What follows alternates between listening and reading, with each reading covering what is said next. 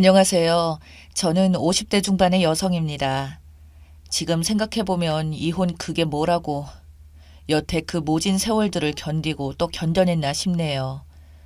저는 27살 나이에 남편을 만나 결혼을 하게 되었습니다. 지금 시대야 27살이면 결혼하는 게 빠르게 느껴질 수 있지만 그 당시에는 반대로 저희 집안에서 어찌나 성하셨는지 사돈의 팔촌까지 동원해서 남자와 선을 보게 하시다가 집안도 나쁘지 않고 남편 직업도 괜찮으니 빨리 결혼하라며 강제로 떠밀다시피 하는 바람에 결국 지금의 남편을 만나 식을 올리게 되었습니다. 지금 시대에서는 상상조차 할 수 없는 일이었지만 저는 또 그게 그 당시에는 맞다고 생각했어요. 연애의 감정보다는 마땅히 때가 되었으니 해야 된다는 그런 의무감으로 한 결혼 같네요. 그래도 연애 아닌 연애할 때는 남편이 참 듬직해 보였고 오로지 저만 좋아한다는 그런 모습에 저도 이 남자 말고 다른 남자를 만나봐야 여전히 집안에서 스트레스를 줄 테고 또한 나를 이렇게 좋아한다고 하니까 그냥 그때는 그렇게 넘어갔던 것 같네요. 저희가 서로 마음에 든다고 하자 집안에서는 이때다 싶었는지 만난 지 2달도 채 되지 않아 상견례를 바로잡았고 정말 번갯불에 콩을 볶아 먹듯이 저희 결혼식은 그렇게 이루어졌습니다. 즉 집안의 압박 덕분에 남편이 정확히 어떤 사람인지 제대로 알아보지도 못하고 결혼하게 되었었죠. 그 뒤로 결혼한 지 얼마 되지 않아 저는 임신이 됐고 그때부터 제가 몰랐던 남편의 본 모습이 드러나기 시작했습니다. 남편은 저를 마치 이제는 다 잡은 물고기라고 생각해서일까요?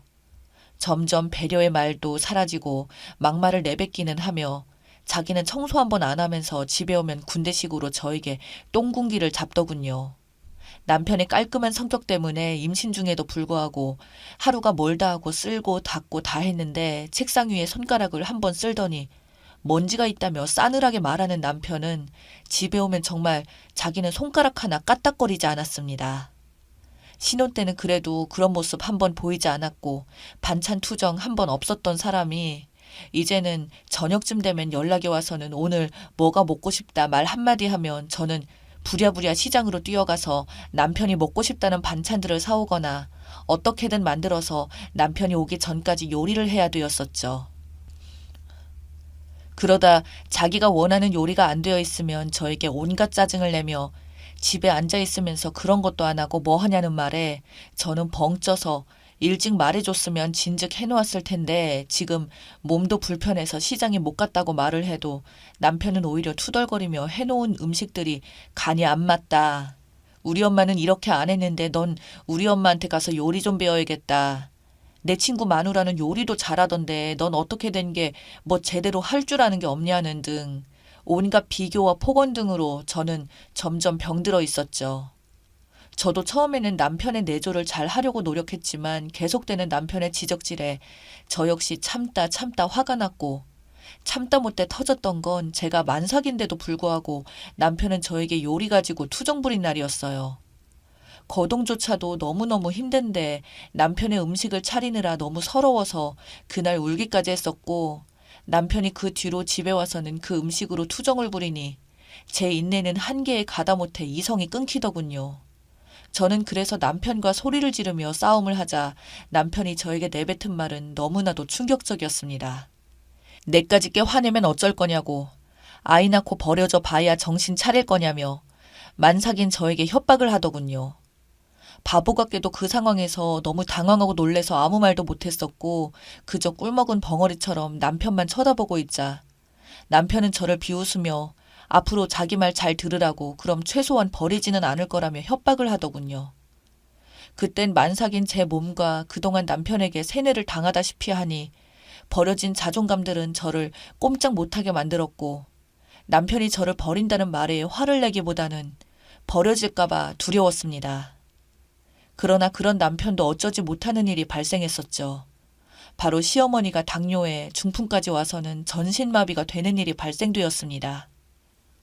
그러자 남편은 제 눈치를 보더니 엄마를 우리가 모시고 살아야 될 듯 하다며 저에게 말을 하는데 기가 막히더군요. 그래도 결혼할 때 시댁 도움도 많이 받았던지라 거절할 명분도 딱히 없어서 그때부터 어쩔 수 없이 시부모님을 모시고 살게 되었습니다. 그러나 결코 쉬운 일이 아니었어요. 시어머니는 편찮으셔서 거의 하루 종일 누워만 계시니 그만큼 입은 심심한지 제가 일을 하고 있으면 바로 저에게 애미야! 라고 누워있던 방에서 저에게 수시로 소리를 지르셨고 전 청소나 밥을 하다가도 냉큼 시어머니에게 달려가서 원하시는 걸 항상 들어드려야 됐고 TV 리모컨도 제대로 못 누르시니 제가 그걸 일일이 다 해드려야 했었죠. 그뿐만 아니라 어머니의 소변 그리고 욕창 때문에 목욕까지도 매일매일 제가 해드렸는데 남편은 그래도 자기 엄마라 눈치 보면서 초반에는 도와주더니 그것도 한 반년쯤 지나자 노인네 냄새와 똥냄새 등이 난다며 집에 들어오는 것도 싫어하더군요. 그럴 수밖에 없는 게 시어머니가 그렇게 있으니 어쩔 수가 있겠습니까? 그런다고 요양원 같은 데 보내기에는 남편이 돈이 없다고 말을 했지만 실상은 그 돈이 아까워서 본인 엄마한테 쓰는 것조차 아까워하고 있는 걸 알고 있었습니다. 게다가 시어머니께서는 재산이 좀 있으셨어요. 자기 죽으면 상속하라며 절대 먼저 돈을 주시지 않더라고요. 그리고 무엇보다 어머니가 요양원 가는 걸 싫어했거든요. 대신 자신이 죽을 때까지 쓰라며 저희 집에 들어오면서 주신 큰 돈들이 있었기에 그 돈으로 치료비나 돈 들어가는 건 문제가 없었습니다. 정말 3년 병에 효자 없다는 말 들어보셨나요? 모르겠지만 저는 그 생활을 3년도 아니고 5년도 아니고 무려 10년가량 했습니다. 그렇다 보니 제 몸 역시 골병 들기 시작했고 시어머니도 계속 누워만 있고 몸이 불편하니 점점 많이 날카로워지시더군요. 급기야 나중에는 저에게 욕설까지 하며 저희 아이들과 저를 너무나도 고통스럽게 했습니다.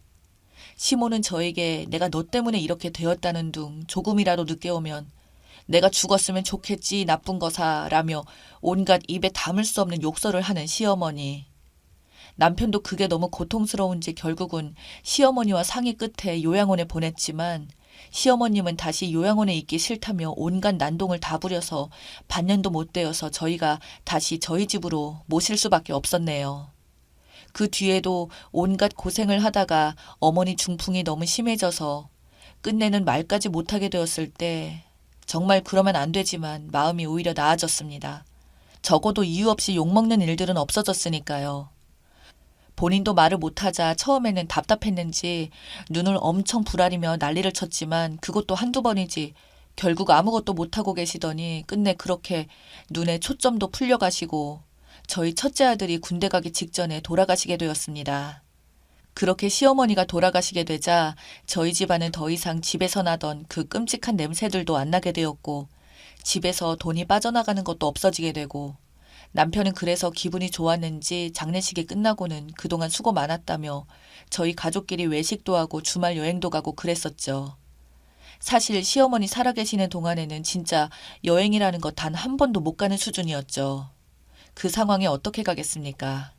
몸도 불편하시지 시어머니 거동도 못 하시지 그렇다고 시어머니 혼자 놔두고 저희끼리만 갈 수는 없었으니 그렇게 몇 년간 창살 없는 감옥처럼 답답하게 지내게 되었다가 드디어 해방감을 느꼈었죠.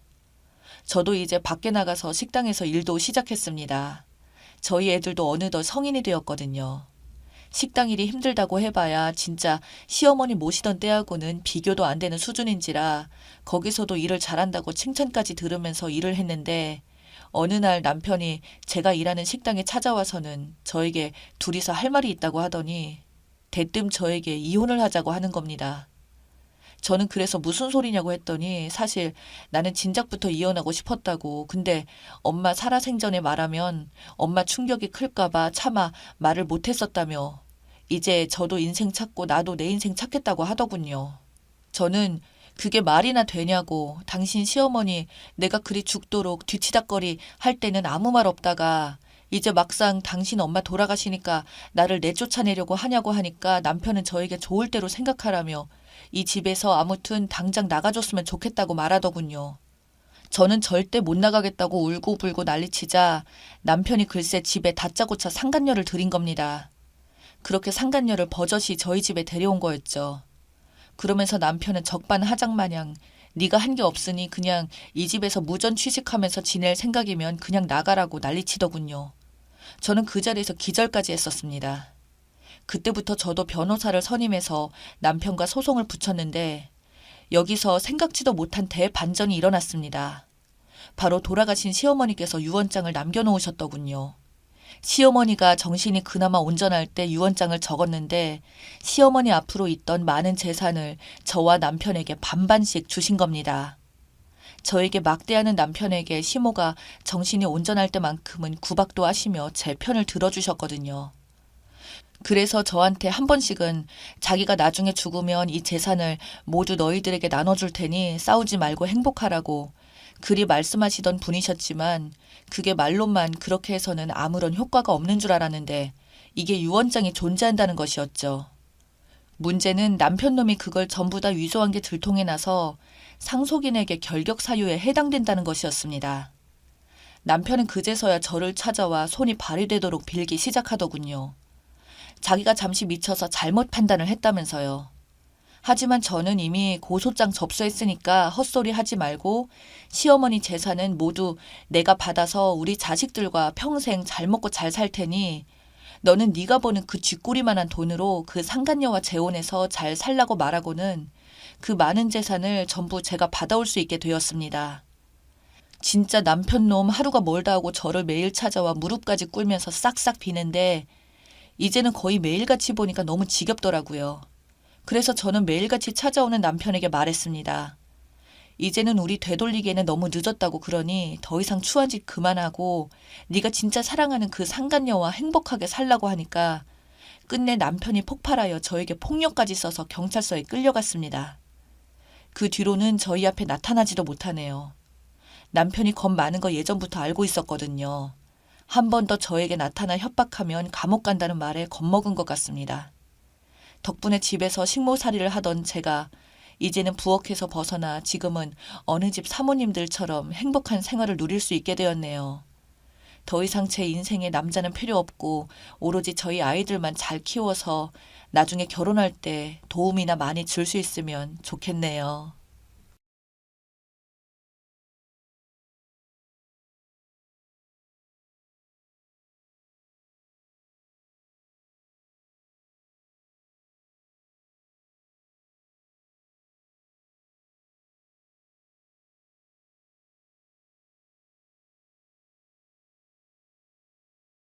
저는 누구나 다 아는 공기업에 근무하고 있습니다.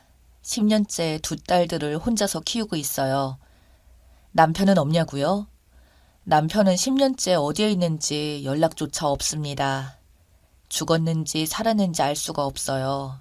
살기 바빠서 남편이 어디 있는지 수소문조차 못하고 있었습니다. 연로하신 시어머니도 함께 살고 있어요. 남편이 죽었다는 말이 없으니 어딘가에 살고 있겠거니 하고 생각하고 있었습니다. 큰딸이 10살 때 그리고 작은딸이 8살 때였어요. 남편은 버려놓았던 사업들이 부도가 나고 빚이 감당하지 못할 만큼 돼버리자 위장 이혼을 하고서 혼자 해외로 도망쳤습니다. 아이들을 잘 부탁한다면서 꼭 다시 돌아오겠다고 한 남편이었어요. 그때 내 나이 38살이었고 남편 나이는 40대였네요. 남편은 결혼 전 누구나 다 아는 대기업에 근무하고 있었는데 꿈이 큰 사람이어서 늘 오너가 되기를 갈망했었죠. 남 밑에서 일하는 성격이 아니라서 학원 사업부터 해서 정수기 사업, 그리고 저도 알지 못하는 사업을 벌이기 시작했습니다. 남편이 워낙 똑똑하고 사교성이 좋아서 처음엔 순풍에 돛단 듯 순조롭게 사업이 잘 진행되었어요. 거기서 멈췄어야 했는데 처음 시작한 사업이 잘 되어가는데 고무가 되어서 사업을 확장하기 시작했습니다. 특별히 금전적으로 뒷배경이 없었던 남편은 기존 사업을 보증으로 새로운 사업에 투자 유치를 과감히 해내가면서 무리하게 사업을 확장시켰어요. 하지만 늘 변수가 생기는 법이죠. 아무도 예상치 못한 믿었던 동업자 형이란 변수가 커졌습니다. 사업을 확장하기에 바쁘다 보니 주변 관리에 소홀한 탓이었죠. 그러면서 도미노식으로 걷잡을 수 없이 사업이 어려워지기 시작하더니 급기야 부도가 터지고 투자했던 사람들의 빚 독촉에 시달리기 시작했습니다.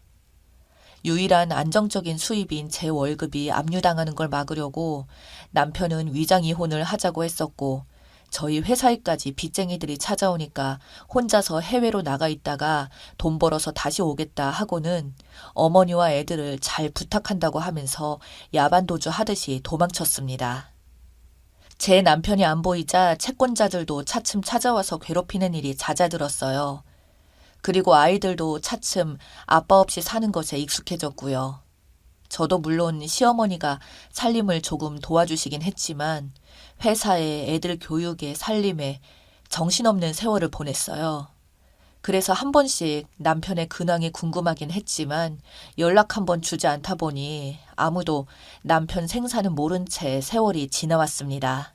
서방님이 두 분이나 계셨지만 남편의 의중에 따라 맏며느리 역할은 절대 소홀히 하지 않았습니다. 곧 죽는다 해도 장남인 자기 역할을 동생들에게 내놓는 성격이 아닌 것을 알았기 때문이었죠.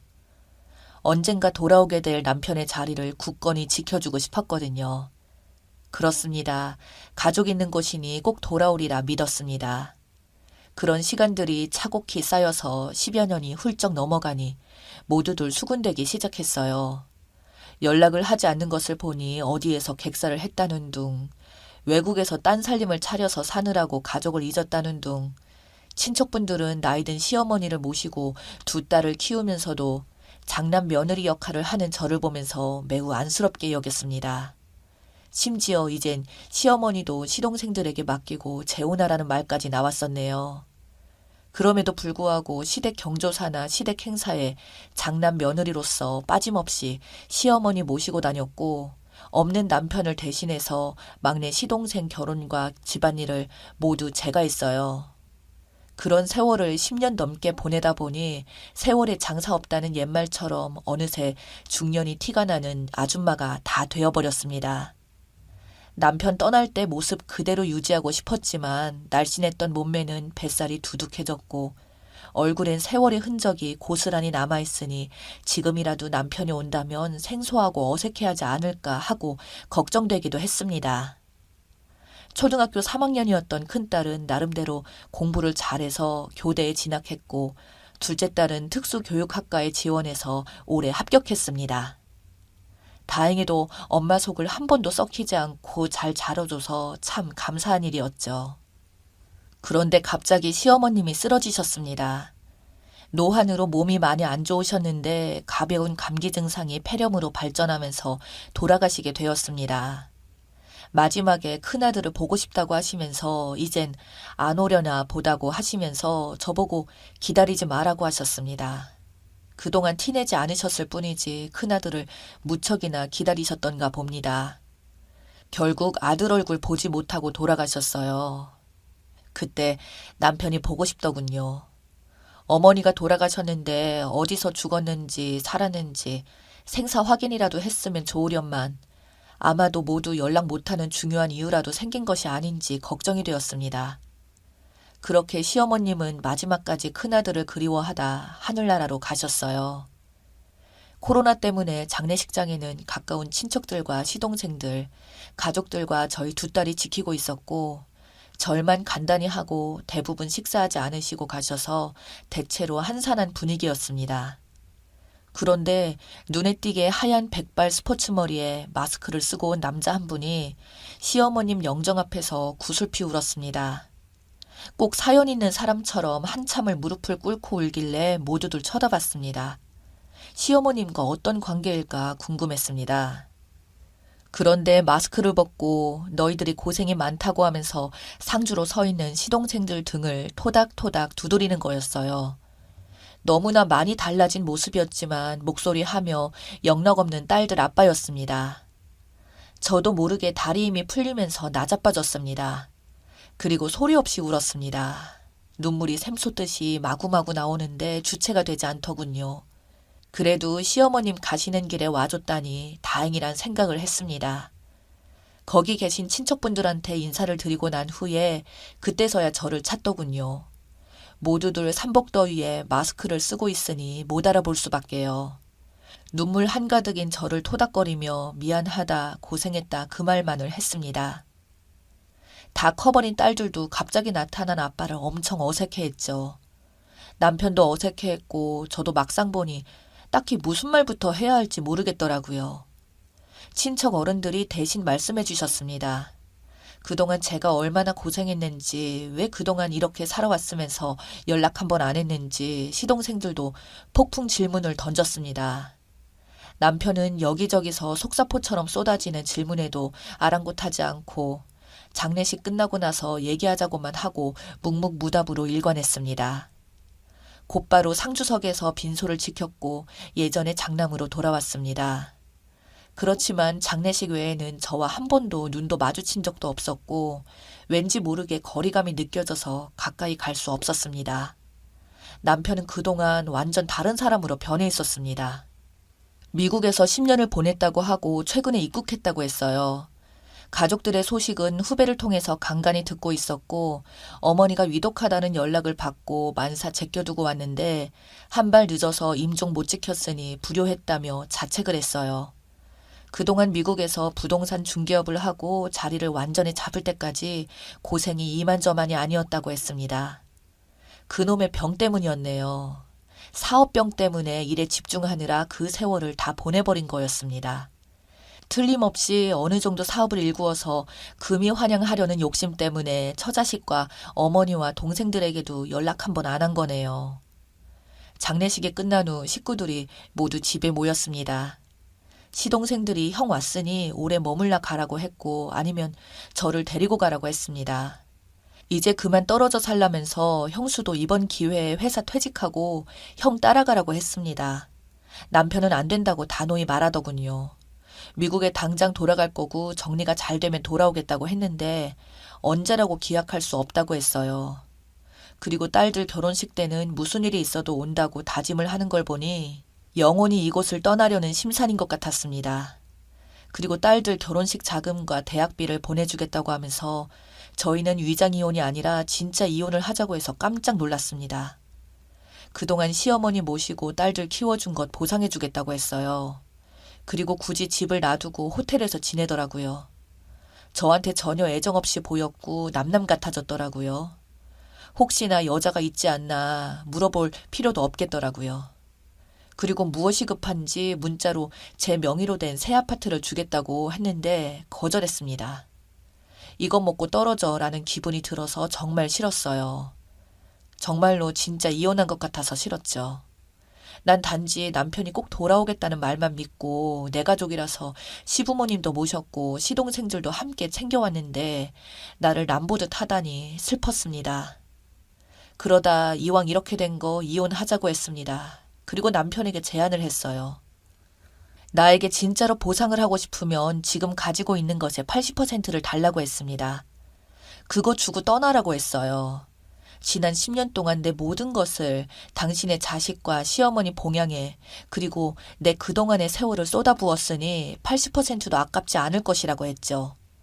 그렇지 않고서는 절대 놔줄 수 없다고 했습니다.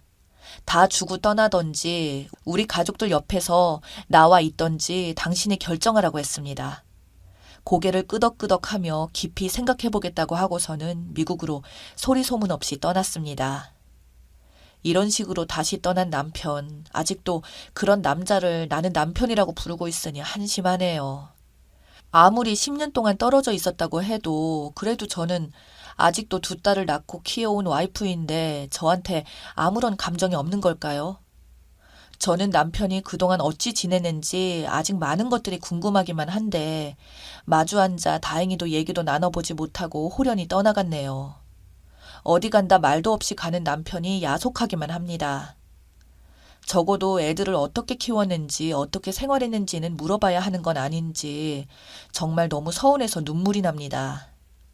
연락처도 알고 있으면 전화 한 통도 하기가 그리 힘들었을까요? 그리고 미국에 도착했으면 도착했다고 연락해주면 어디가 덧나나요? 그리고 딴 여자 만나서 살림 차렸으면 그랬다고 말해주면 안 되나요? 그리고 나를 싫어하는 건 태도로 이미 알고도 남겼는데 애들 엄마로서 그냥 대해주면 안 되나요? 내 남편이 집을 떠나 있었던 10년 동안에도 이렇게나 남편 때문에 힘들지 않았는데 막상 실물을 영접하게 되니 정말 힘듭니다. 무표정한 얼굴과 지극히 냉정한 말투 그리고 거리감 등이 저를 힘들게 했습니다. 처음부터 나타나지 않았다면 모를까 갑자기 뿅 나타났다가 10년 전에 야밤에 몰래 도망쳤던 것처럼 이번에도 도망치듯이 가버리니 지난날이 후회가 되네요. 그러던 중 어느 날 미국에서 남편에게서 전화가 왔습니다. 저번에 결정을 하라는 저의 말을 깊이 새겨듣고 진지하게 생각을 많이 했노라며 미국에서의 삶을 정리하고 한국으로 돌아가겠노라고 했습니다. 바로 함께 살거나 하진 않겠지만 가족과 가까이서 지내고 싶다고 했어요. 가족은 함께 지내야 가족인데 가까이 살겠다니 괜히 어줍잖은 책임감을 안겨준 건가 싶어 그럴 필요 없다고 했습니다. 여태 하고 싶은 대로 하고 살았으니 이제 와서 처자식이 발목 잡고 싶지 않다고 했고 편한 대로 하고 살라고 했습니다. 아무튼 미국 생활을 차츰 정리해 갈 테니 조금만 기다려 달라고 하더군요. 언뜻 들으면 정말 반가운 소리 같지만 미국 생활 접는데 정리할 시간이 또 얼마나 걸릴지 알 수 없는 노릇입니다. 남편의 사업에 대한 영광과 욕심을 다 아는 처지라 쉽게 정리하기까지 엄청난 시간을 갖고 기다려야 할 것 같기에 저는 기다리지 않겠노라고 말했습니다. 남편은 또 언제 올지 기약이 없습니다. 이제 기다리지 않고 두 딸에게만 기대서 내 인생을 새로 다시 출발해야 할 것만 같습니다. 위장 이혼을 하고 처자식을 버리고 갔을 때 10년 전에 이미 남편은 우리 가족이 아니었음을 이제야 깨닫습니다. 여러분들, 저희 새로운 출발을 응원해 주세요. 읽어주셔서 감사합니다.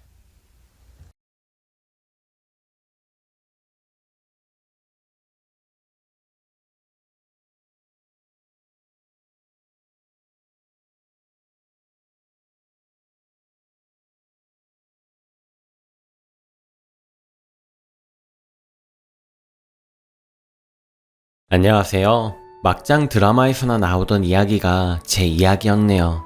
다름 아닌 산후조리 이야기를 해보려고 합니다. 바로 본론으로 들어갈게요.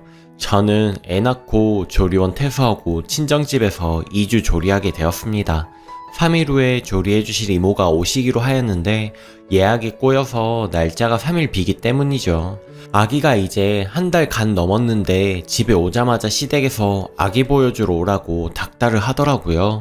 아기도 어리고 산후조리 중이라 못 간다고 하였죠. 시댁이 차 타고 30분 거리입니다. 더군다나 과거에 시부모님이랑 저랑 대판에서 사이가 엄청나게 안 좋아서 시부모님이 불편하거든요. 그런데 뭐 애 낳았고 시부모님 혼자 풀리셨더라고요.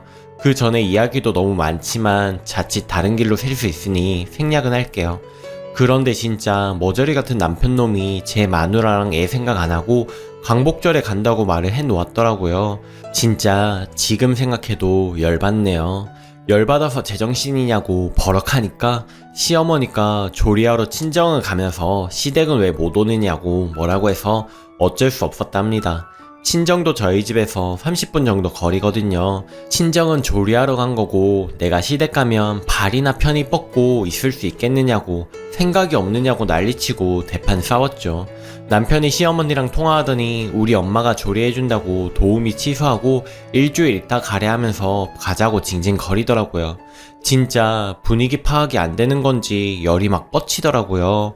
광복절 지나면 당신 일하는데 나 혼자 있으라고 했더니 엄마가 진짜 산후조리 제대로 해줄 거라고 마음 편히 있으라고 찌꺼리더군요. 결론은 짐 싸서 출발했습니다.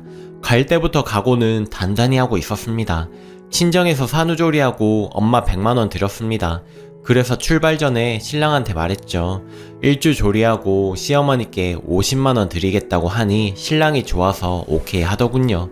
광복절 점심 전에 시댁에 도착해서 시어머니 막이 받아드시고 왔느냐고 오느라고 고생했다 하시더군요. 시아버지는 소파에 앉아서 왔느냐 하셨죠. 도착하자마자 어머니 힘드실 텐데 조리해 주실 수 있으시겠어요? 물어봤습니다. 진짜 세상 인자하게 웃으시며 애 셋이나 키웠는데 산후조리 못 해주겠냐고 말씀하시더군요. 그래서 감사하다고 적은 돈이지만 받아두시라고 50만원을 드렸습니다. 어머님 좋아하시면서 친정처럼 편히 지내다 가라 하시더라고요. 그리고 방에서 좀 쉴게요 하고 신랑 예전 쓰던 방에서 신랑을 불렀습니다. 이불 피라고요. 신랑 침대인데 안 쓰고 있어서 이불 다 걷어 놓았더라고요. 그래서 신랑 시키고 멀뚱멀뚱 서서 신랑 이불 펴는 거 구경했습니다. 그리고 누워서 신나게 핸드폰 게임을 했습니다. 거실 나가보니 아기 보느라 신랑이랑 시어머니 정신 팔려 있더라고요. 시아버지는 TV 시청 중이셨고요. 어머니 배고파요 점심 주세요 했습니다. 시어머니 당황하더니 어구 점심 먹는 걸 깜빡했네 하시면서 부엌으로 가시더군요. 다시 방에 들어와서 핸드폰 게임을 했습니다. 어머님이 점심 먹게 나와라 해서 나가보니 상에 반찬 2개뿐 아직 차리는 중이었습니다. 그래서 그냥 식탁 의자에 앉아 있었어요. 그냥 다 차려질 때까지 계속 앉아 있었습니다. 시어머니 뒤돌아서 나 흘끔흘끔 쳐다보시고는 저는 턱 깨고 앉아서 어머님 눈 마주칠 때마다 싱긋 웃어드렸죠. 점심 먹고 있는데 시아버지가 저한테 물을 떠오라고 하시더라고요. 그래서 남편도로 여보 아버님이 물 달라시네 하고 말하니까 아니다 앉아 있으라고 시어머님이 가져다 주셨습니다. 밥 다 먹고 어머님 저 먼저 일어나도 될까요? 묻고 그러라 하시길래 방에 들어가서 누워 있었습니다. 아기 수유할 때 빼곤 방에 박혀서 저녁 때까지 안 나갔습니다. 저녁이 돼서 어머님이 외식하자고 하시는데 애가 어린데 어떻게 식당 데려가느냐고 밥 차려달라고 했습니다. 결국은 짜장면 시키더라고요. 먹기 싫어서 깨작깨작 먹다가 저 들어가서 쉴게요 하고 들어갔습니다. 밖에서 치우는 소리가 나길래 거실에 나가서 남편한테 밥을 성에 안 차게 먹었더니 너무 출출하다고 나가서 참치마요 도시락 사다 달라고 했습니다. 그리고 어머님 아기 씻겨야 해요 라고 말했습니다. 어머님이 저를 쳐다보시고 남편도 저를 쳐다보더라고요. 그때 아버님이 저를 보시더니 커피 한 잔 타오라 하시더군요. 그래서 여보 아버님 커피 했더니 시아버지가 저를 윽박 지르시더라고요. 네가 지금 시댁을 얼마나 만만히 보길래 가만히 자빠져 누워서 시부모를 조롱하느냐고 당장 가서 커피 타오고 과일 깎아오라고 소리를 지르셨습니다. 황당해서 대답했습니다. 제가 언제 조롱했다고 그러세요? 아버님 굳이 산후조리 집에서 하겠다는데 부르신 거 어머님 아버님이시잖아요. 무리한 요구한 것도 아니고 식사와 아기 보살핌만 맡겼을 뿐인데 왜 그러세요? 라고 말했습니다. 어머님도 갑자기 너는 산후조리가 여왕 대접인 줄 아느냐고 시어머니가 식사 준비하면 수저넣고 반찬 옮겨놓고 해줘야지 가정교육 그렇게 받았느냐 하시고 아버님은 계집이 사내를 잡아먹으려 한다고 꾸짖으시더라고요. 기가 막혀서 바로 앞에서 친정에 전화를 했습니다. 대성통곡하면서 전화하고는 사실 그대로 다 말씀을 드렸어요. 그리고 애 데리고 방에 들어가서 문을 잠궜습니다. 1시간 있다가 친정부모님이 저를 데리러 오고 친정엄마랑 시어머니랑 대판하고 친정엄마가 아기 데리고 차 타고 아빠가 짐 트렁크 싣고 저는 제 짐 챙겨서 나와버렸습니다. 시어머니가 아기 놓고 가라는 걸 아기 모유 먹어서 안 돼요 어머님. 그리고 아까 드린 돈 주세요. 조리해 주신 데서 드린 거지 용돈 드린 거 아니에요 했더니 못 주신다고 하더라고요. 줬다 빼앗는 경우가 어디 있느냐고 하시면서요. 그래서 문자로 계좌 보내드릴게요. 보내주세요. 하고 친정에 와버렸습니다. 친정 도착해서 시어머니 휴대전화기에 계좌번호 보내니까 전화와서 싹수 없는 애라고 욕하고 시아버지도 욕을 하시더군요. 남편 이 자식은 처음엔 화내다가 제가 이혼할 건데 뭘 그리 화를 내냐고 하니까 그제서야 미안하다고 하더라고요. 아침에 신랑은 계속 미안하다고 전화오고 카톡이 오네요. 시부모님 이제 안 보고 산다고 2번이나 이런 일 겪게 해서 미안하다고 싹싹 비는데 웃기고 있네요 진짜. 그동안 결혼하면서 정말 막장 시댁의 모습도 많이 보고 새 식구로 들어와서 배려받은 거 하나도 없어서 응어리진 마음에 불을 지피네요. 애 낳아서 조리해야 하는 기간까지 이렇게 지들만 아는 시댁이 너무 싫습니다. 제가 이놈이랑 결혼한 게 제 발등 찍은 거겠죠? 다시는 시댁이랑 엮이고 싶지 않네요. 정말. 추가합니다. 저보고 성격이 고약하다느니 사이다라느니 얘기가 많네요. 남편이랑 9개월 연애 끝에 이제 결혼 1년 조금 넘었습니다. 저희 아빠는 저 어릴 적부터 인력사무소 크게 운영하고 계시고 집안 사정은 넉넉한 편에 속해요. 저는 제가 일하면서 모은 돈 부모님 도움해서 번화가에 미용실을 운영 중입니다. 신랑은 저희 미용실 고객이었고 계속되는 구애에 사람도 자상하고 괜찮은 사람 같아서 연애를 시작했고 지금 시댁에서 결혼 서두르셔서 멍갯불에 콩 구워 먹듯이 연애하고 결혼을 했습니다. 그 당시만 해도 시부모님이 내 딸 하면서 얼마나 좋으신 분들이었는지 지금 생각하면 치가 떨릴 지경이네요. 상견례 때 시댁 사정이 좀 어렵다고 그러셔서 4억대 아파트 저희 아버지가 마련해 주셨고 예단 3천 들어갔습니다. 저희 부모님이 기죽고 살지 말라고 넉넉히 보내주셨어요. 예물로 신랑 시계에 반지 5돈, 목걸이 10돈 예복을 해주셨고요. 시댁에서 제 예물 300선에서 해주시고 신랑 모은 돈 약 1,500으로 혼수 준비를 했습니다. 제가 더 많이 해갔다고 기세 등등하지도 않았고 네 부모님이 내 부모님이다 섬길 각오로 시집가서 진짜 잘했습니다. 시집 막상 가고 나니 시부모님이 너희 살기에 집이 너무 크다며 집 바꿔 살자 하시고 매달 용돈 200씩 보내라 안부전화 하루에 한 번 매주 시댁 방문 강요 말하자면 셀 수도 없지만 내 딸에서 며느리로 바뀌는 건 시간 문제더군요. 집 바꾸는 거 빼고 다 응해드렸습니다. 대신 시댁 집 넓히는 비용 2,000도 드렸습니다. 결혼하고 얼마 안 돼서 임신이 됐고 미용실에 매니저가 3명이나 있으므로 일주일에 2번 나가면서 태교에 전념하고 집안일 제가 도맡아 해왔습니다. 그리고 지금까지도 수입 변동은 없습니다. 남편은 중소기업 재직하다가 아버지 일 배우고 싶다고 아버지 사무실을 출근을 합니다. 임신 6개월 차에 시어머님이 시조부님 제사 있다고 오라고 하셨고 배부른 상태로 가서 제사 음식 거의 혼자 다 하고 중간에 시어머님 친구분들 오셔서 부엌대기 하며 혼자 바쁜 하루를 보내고 있었습니다. 그날 시아버지 새 차 뽑아서 오셨길래 무슨 돈이 있길래 생각은 했지만 대수롭지 않게 생각했고요. 아버님은 5년 전쯤 퇴직을 하셨거든요. 그 돈의 출처가 저희 아버지란 걸 그날 제사 끝나고 알게 됐네요. 시아버지가 제사 있기 2주 전쯤에 저희 아빠한테 전화해서 죽는 소리, 앓는 소리 해가며 저희 결혼시킬 때 빚을 너무 많이 져서 빚쟁이들한테 쫓기느라 죽고 싶다고 대뜸 하소연을 하더래요. 아빠가 네 그러시구나 했더니 저희 애가 아들이거든요. 갑자기 우리 아들을 건강하게 키워서 며느리아가 아들 떡하니 가졌다고 참이나 손잡값 주시라고 지금 생각해도 웃음만 나와요. 저희 아빠는 제가 기죽을까봐 시아버지 3,000만원 해드렸대요. 그래놓고 저 속상할까봐 말씀 안 하시고요. 근데 이 얘기를 멍충이 같은 남편이 지 입으로 우스갯소리랍시고 제사밥 다 먹고 집 갈 준비하는데 찌꺼리더라고요. 돈 달라고 한 것도 웃기고 어이없는데 그 돈으로 새 차를 뽑나요? 바로 친정에 전화해서 사실 확인하고 시아버지한테 가서 3,000 돌려달라고 했습니다. 어디서 건방지게 눈 부릅뜨고 대드느냐고 소리 지르시길래 우리 집이 이 집 물주냐고 아들내미 공짜로 장가 보내시고 진짜 염치도 없으시다 막말 마구잡이로 내뱉었습니다. 시어머니까지 가수해서 한바탕하고 아들 돌려드릴 테니까 시집갈 때 드린 예단비 돌려주시고 집 공사비와 이번 주에 세차값 내용증명 보낼 테니 돌려주셔야 할 것이라고 단단히 얘기하고 택시 타고 집으로 돌아갔었습니다. 남편 놈 집에 들어와서 어른한테 말버릇이 뭐냐고 투덜투덜하며 전화하라고 하길래 내 집이니까 나가라고 너랑 더 살 생각 없으니 아빠 사무실에도 나갈 필요 없다고 네 집으로 꺼지라고 난리가 났습니다. 이 일을 계기로 남편만 시댁 방문하고 저는 시댁과 연 끊고 용돈 200도 끊었다가 신우가 한 번만 봐달라고 자기가 돈 많이 벌어서 갚고 조카 태어나면 진짜 잘하겠다고 빌고 빌어서 용돈도 다시 드렸습니다. 신우는 그 집안 사람들과 다르게 착하고 개념도 있어서 제가 좋아하는데 그래서 제 마음이 움직였죠. 막달까지 미용실 왔다 갔다 하면서 일을 했고 집안일 흐트러짐 없이 했고 남편 아침 저녁 굶긴 적 없습니다. 9개월 차에 남편 앉혀놓고 말했어요. 막달까지 미용실 계속 나가야 하고 산후조리는 무조건 2달은 하겠다고요.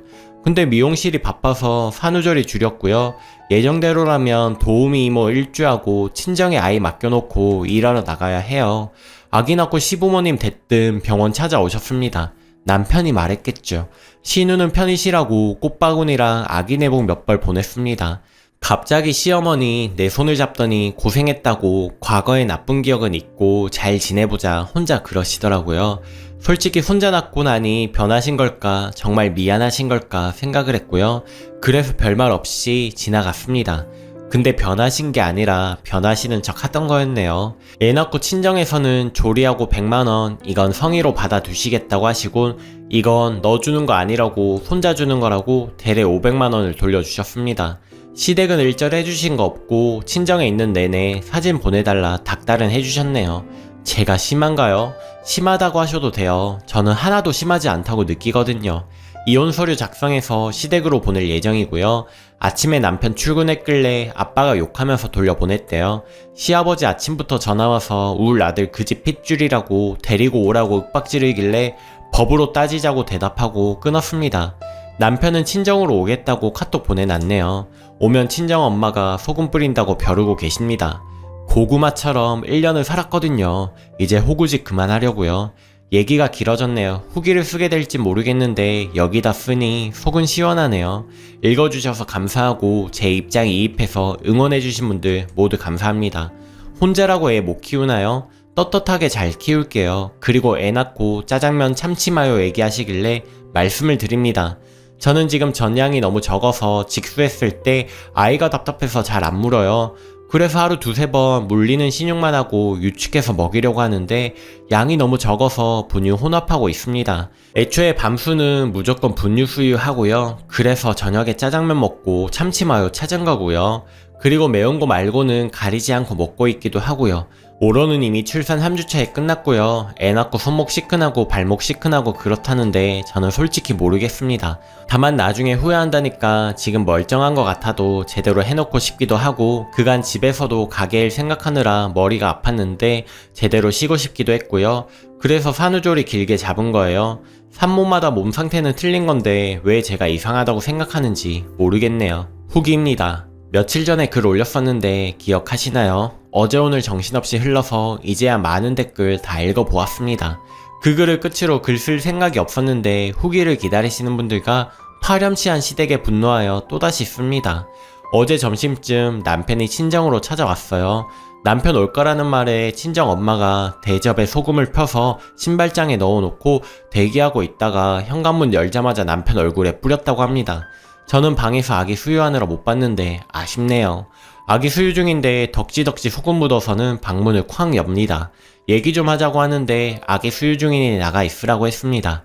친정 엄마는 여기가 어디라고 함부로 들어오느냐고 나가라고 옷잡아 끄시며 욕하시고요.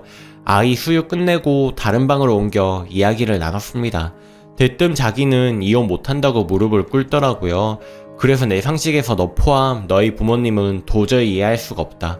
갑자기 애 낳고 나니 강제 화해시킨 거 진짜 어이가 없었는데 손자 보니 좀 달라지셨나 보다 생각했다.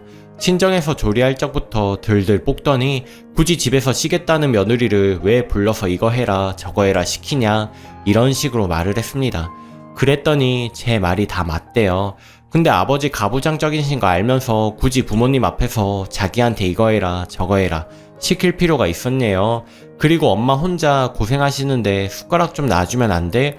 그리고 산후조리도 솔직히 너무 길잖아 이 난리를 떨더라고요. 네가 가기 전에 그러지 않았느냐고 산후조리 너희 엄마가 제대로 시켜준다고. 근데 왜 내가 가기 싫은 너희 집 가서 가부장적인 네 아빠 성격 맞춰주고 네 엄마 주방일 도와줘야 하느냐고. 여태 돈 벌고 집안일하고 내 치닥거리 하면서 애 낳고 푹 좀 쉬겠다는데 그게 그렇게 싫었냐고. 그랬더니 너희 엄마? 니네 아빠? 이래요. 그럼 이혼할 건데 너희 엄마 아빠지 내 엄마 아빠냐? 내가 네 돈으로 산후조리 했어? 그래도 우리 아빠 네가 사위라고 남들 월급 180 줄 때 너는 300 줬어.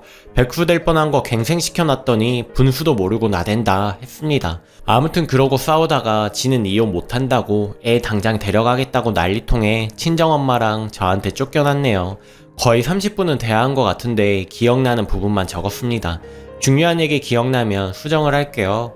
남편 얻어맞으면서 쫓겨났습니다. 친정 엄마가 프라이팬으로 두들겨 팼습니다.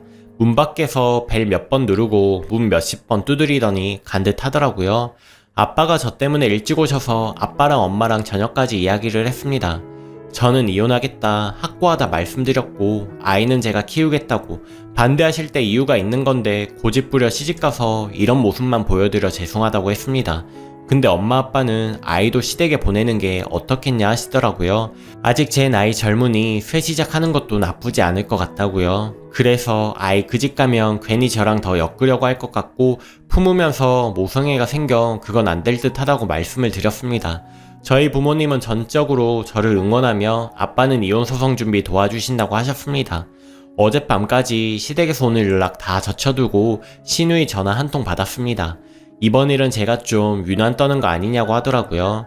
산후조리 충분히 하셨을 텐데 굳이 일부러 어른들 약 올리실 필요 있었느냐고. 듣는데 웃기더라고요.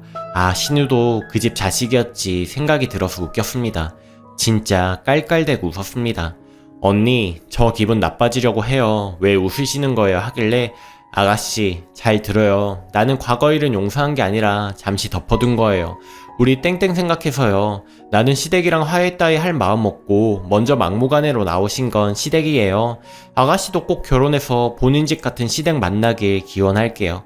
참고로 신우는 남편 동생인데 결혼을 안 했고요. 지방에서 남자친구랑 동거를 합니다. 진짜 웃기죠? 가부장적인 시아버지인데 막내딸은 혼전동 거 눈 감아 주시네요.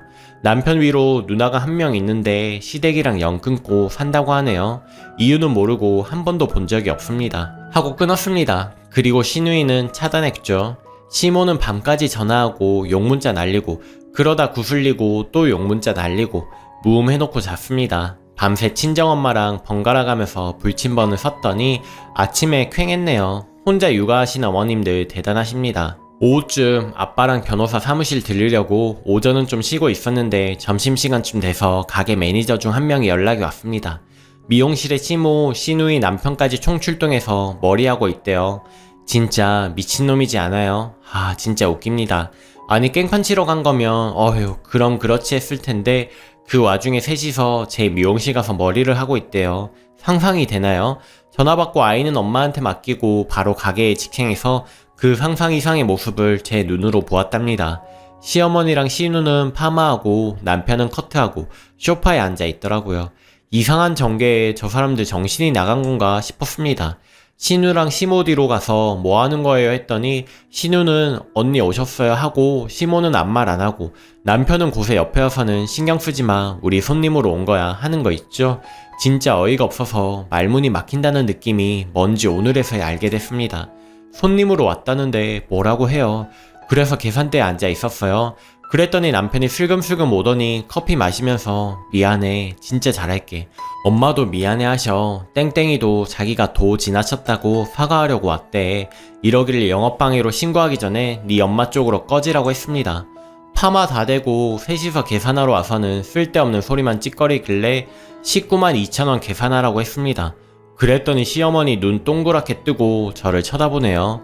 신우 눈치 보더니 지갑에서 5만원짜리 하나 꺼내서 남편 주고 남편이 카드 긁더라고요. 그 분위기 설명은 못하겠는데 셋이 급히 어수선해지더니 아무튼 계산은 했습니다. 계산했는데도 안 나가고 얘기 좀 하재요. 그래서 바로 앞에서 친정 아빠한테 전화하는 척 했습니다. 시댁에서 미용실에서 찾아왔다고 해코지 할 것 같다고 울먹거렸습니다. 그랬더니 신우가 진짜 언니 왜 그래요 이러고 남편이 모조리 데리고 사라졌네요. 직원들한테 사정 얘기하고 대충하고 사과하고 나간 길에 가게 일 좀 보고 집에 오니까 10시쯤이었습니다. 간 후로도 줄기차게 연락이 오길래 다 차단을 했습니다. 이게 오늘까지의 일입니다. 주말에 가족들과 의논해 보았고 이혼 소송으로 바로 월요일부터 움직일 것 같습니다. 모든 욕설 문자와 전화통화도 녹음해 놓아서 증거는 충분하다고 변호사가 그러더군요. 소송 가면 무조건 이 정도 사유면 승소하고 게다가 3천만원 아버지 이체 내역까지 모두가 저희에게 유리하기 때문에 걱정할 거 없다고 하더라고요. 정말 막장 시댁을 만나서 너무 고생을 많이 했네요. 지금도 문자로 잘못했다고 미안하다고 빌고 있는데 저는 이제 이 막장 시댁과 정말 연을 이렇게 끊어야 할 것 같네요. 쓰다 보니 또 길어졌네요. 응원해주신 여러분들 덕분에 정말 많은 도움이 되었습니다. 읽어주셔서 감사드리며 행복하시길 바라겠습니다. 오늘도 낭만캐스터를 시청해주셔서 감사합니다. 여러분은 어떻게 생각하시나요? 구독, 좋아요 눌러주신 여러분들께 진심으로 감사드리며 저는 매일 저녁 7시 30분에 더 재미있는 사연으로 찾아오겠습니다.